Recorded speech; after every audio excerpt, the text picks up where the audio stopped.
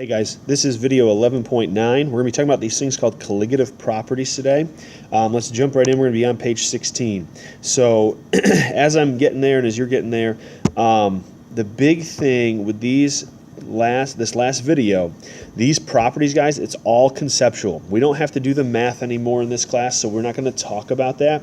I'm going to show you a little bit with it, but it's all conceptual. So it's all up here. You've got to be thinking what's happening at the particle level. So what's happening with my molecules when they're in solution. So that's why we kind of save this to the end. This is kind of that culmination of what we've been talking about, the splitting up. You've looked at the ions. You've seen what type of substances actually break up. So that's something that you want to keep in mind. So first thing, and you should have had this defined already, what is a colligative property? So they are properties that depend on the ratio or how many of solute particles to solvent molecules or particles in a solution. Okay, so that's kind of a really long technical definition. I'm going to just kind of summarize that in red right above it. Basically, it's how many particles, so it's properties that depend on the number of particles you have, okay? So how many ions are floating around in there. So basically, the greater number of particles, the greater the effect. And we're going to talk about the effects here in just a second. So you might be thinking, well, what in the world is he talking about with effects? Okay. Basically, that's kind of what we want to think about. So we'll talk more specifically about those in just a minute. So electrolytes. Now this is something, I'm sure you guys are all familiar with this term electrolyte. When you hear that term electrolyte, what do you think of? There's one thing in particular in my mind that comes out and stands out more than anything else. And that would be Gatorade or Powerade, right? Got to replenish those electrolytes. If you're an athlete, you've heard that said probably all your life. Okay, electrolytes. Well, what are they? Well, what makes an electrolyte, or what makes Gatorade so important, and they advertise this all the time, is that it puts back ions into your body that your body needs. So when you sweat out a lot of salt. Maybe you've tasted your sweat before by accident or on purpose. We're not going to get into that. But your sweat is very, very salty. You lose ions like sodium, magnesium, potassium. Those are the three big ones there. And Gatorade is actually designed to put those ions back. Just as a side note, maybe as you're training, they say, I've heard this said a lot, but Gatorade should more be for after as a more of like a recovery drink to replenish those ions, where while you're working out, water is actually the best thing, because the other thing that Gatorade has is a lot of sugar, because if you just taste salt, think about this, if your Gatorade was nothing but salt full of ions, it's not going to taste great. So they have to add a lot of sugar and flavoring in there that may not be the best thing, that can lead to cramps and stuff, which is kind of counterintuitive while you're working out. So water is always the best, but that's just a little fun fact of the day, side note type thing. So electrolytes, guys, have a greater effect on colligative properties than non-electrolytes. Why? And here's the big reason. We're going to kind of carry this into our next unit, which is acids and bases as well, is that electrolytes, they split into ions. Okay, when they're in solution. And what this does is creates more particles versus non-electrolytes that don't split up. Okay. You may be thinking to yourself, how do I know if something's an electrolyte or not then? Okay, well, we're going to get into that here in just a minute. So ions, think about that. That's your clue to answer that question. So if they split up in ions, what type of bonding takes place for electrolytes? Ionic bonding. So guys, ionic compounds, all those salts that we talked about in the last video, salt just means ionic, those are the ones that are going to split up and form those ions. So nonpolar, molecular substances, covalently bonded, they are not going to split up. They're going to stay together. And I'll draw some pictures here in a minute to kind of show you that as well. So notes on electrolytes here. Again, they have a greater impact because they form more particles. So kind of summarizing that there, they have a greater impact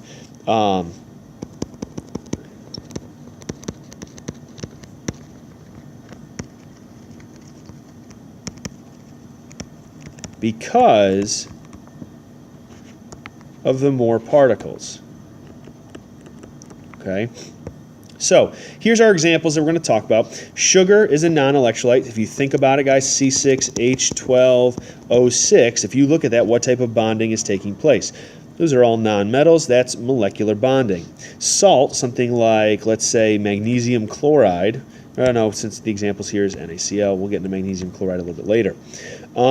So NaCl, ionic, this is going to stay together when you dissolve it. It's still going to stay together as C6H12O6. Sodium chloride, if you think back to our net ionic equations, excuse me, chloride is a soluble ion, especially when it's mixed with a group 1. So you would get Na plus Cl minus.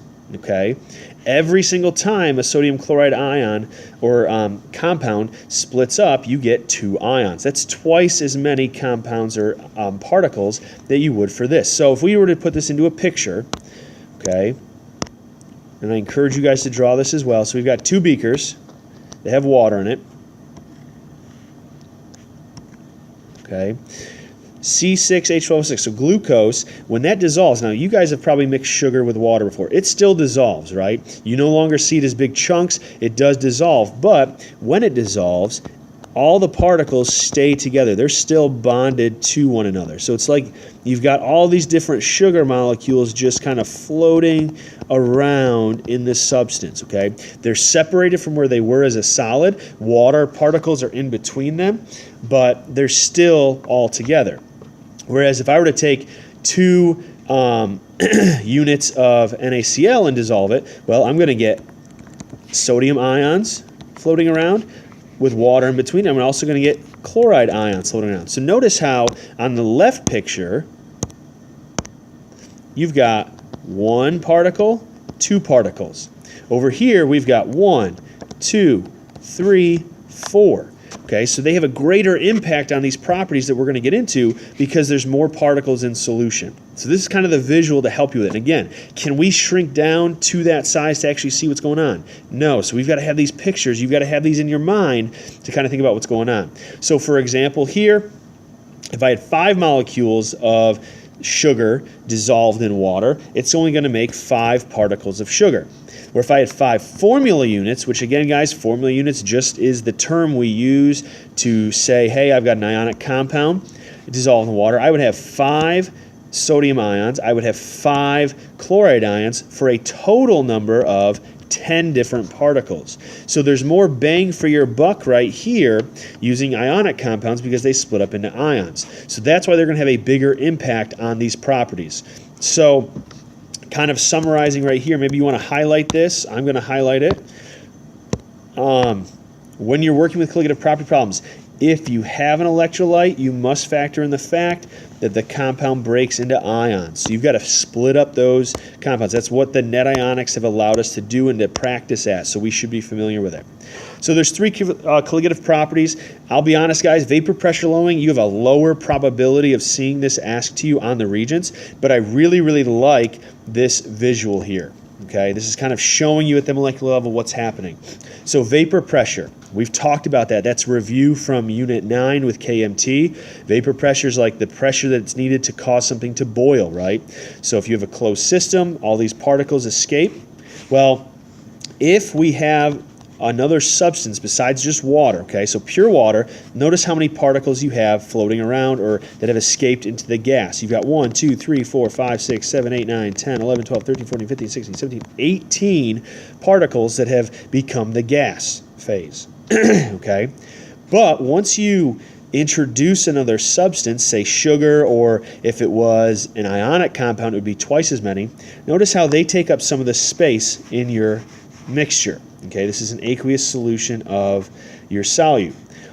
Well, the space that those particles take up that can't boil and get into that vapor stage, they take up space, so not as many water molecules can actually escape from the substance. So it takes longer to force them into the vapor stage. So it goes from like, I think I said like 15 or 14 or 15, something like that, down to 1, 2, 3, 4, 5, 6, 7, 8, 9, 10, 11. So once you put something in, it lowers the vapor pressure. Okay, now again, this is one that you're not going to see as much. These next two on page 17 are what you will see more of, okay? So the two terms, the two colligative properties we need to be aware of, freezing point depression, and that's the key here, guys. What does depression mean?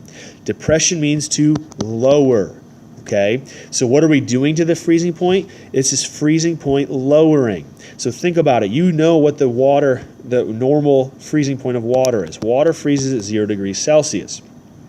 If you add another substance, this is why we salt roads in the wintertime, okay? If you add salt, you can then change the freezing point of water from, say, 0 degrees Celsius down to like -5 degrees Celsius. So that 5-degree difference has a huge impact. So again, if you think about salting roads in the wintertime, we want to prevent ice from forming so that we can drive on them. So the lower we can get the freezing point, the safer it is for us. Now let's take a look. If I have NaCl, how many ions is that going to break up into? Well, you would get Na plus Cl minus. So that's 2 ions. So, you know, a lot of times we have a lot of that here in New York, you know, lying around. So that's a little bit less expensive because there's a lot of it.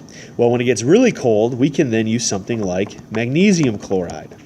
Why would that be advantageous for us? Well, take a look.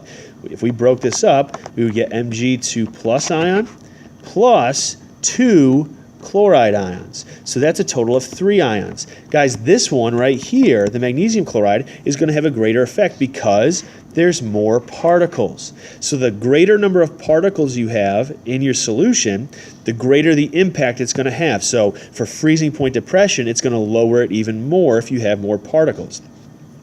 We don't need to worry about the formula. You guys aren't going to have to calculate anything here, so I just threw this in there to say, hey, we could do a math problem with it, but you won't see that on the reagents anymore. So the other colligative property, the last one, is called boiling point elevation. Well, what does elevation mean? It means to raise or make it higher. Okay, so it's boiling point raising that's taking place. So again, same idea here. If we go to lower the freezing point, okay, that would be like here, oh, it's a lower temperature. But on the other end, if we go to raise the boiling point, or it's going to have the opposite effect on boiling point, where the solution now is going to be raised. It's a higher temperature. So let me kind of highlight this to kind of make it a little bit clearer for you. In yellow is the normal freezing point, melting point, all that stuff. But in orange, when we've made a solution and we have particles, in there floating around, that's the effect that it has. So we can see from in between the solid and liquid phase, oh look, we lowered our, oops, that's not a pen. We lowered our freezing point there, and we raised our boiling point. Now again, is it a huge impact? No, it takes a lot of it, okay? But maybe some of you guys put oil in your water when you're starting to boil it for pasta. Maybe you put salt in there. Now, a lot of it has to do with flavoring and kind of keep the noodles from sticking. But if you were to add enough, we could raise the boiling point of that water 5 degrees or more so that we're cooking at a higher temperature, which means we're going to cook it faster. So the big thing you got to remember, guys, to summarize what we've just talked about, and again, it's conceptual. It's all up here. The review sheet has some colligative property questions. I have an extra practice review sheet that has a bunch of multiple choice regions. There's a lot of those colligative properties on there. I highly recommend taking a look at it before you take your summary quiz. But these are the things you want to remember. The higher number of particles, the higher the impact, okay? So what that means is that freezing point lowers, boiling point raises, okay? So the more particles you have, the lower the freezing point's going to go. The more particles you have, the higher the boiling point's going to go. So do a lot of practice, ask questions. I'm sure there's things that you have questions about, guys. Ask me in class. I can show you some visuals as well. This is just one thing, but remember what's happening here.